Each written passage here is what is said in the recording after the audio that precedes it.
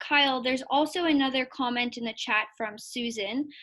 Susan mentioned that due to the numbers of COVID in the US, why are flights still being permitted to enter Canada? From the news today, it was indicated that over 20,000 passengers were flagged as a risk of not self-isolating, but nothing was done to follow up. Do you have any information on that?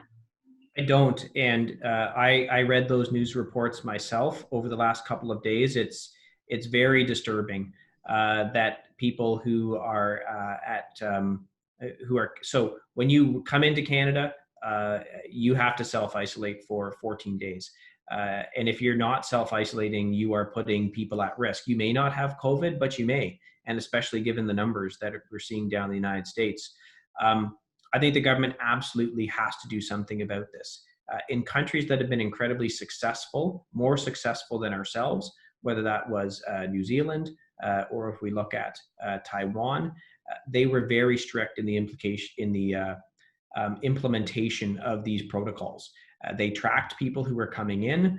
They required them to self-isolate. They would put trackers on their cell phones and say, you are required to self-isolate. And then if they saw those people with those trackers not self-isolating, those people were in trouble.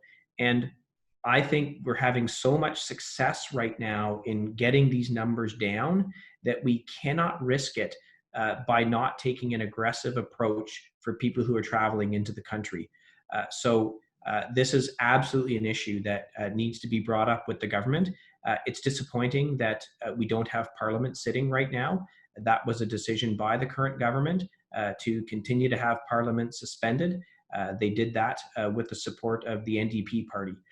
I think that, and I've been very clear on this, I think that if we can expect people working in grocery stores to be working during COVID-19, we can expect a member of Parliament with a reduced quorum where you can socially distance. There's room to have about 75 or 80 members in the House of Commons appropriately social distanced and wearing a mask. We could have Parliament and we could be asking these kinds of questions and dealing with other issues for Canadians.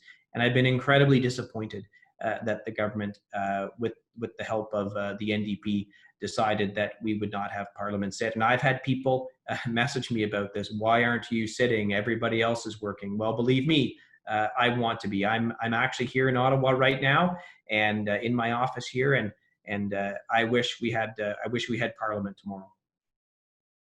Thanks, Kyle.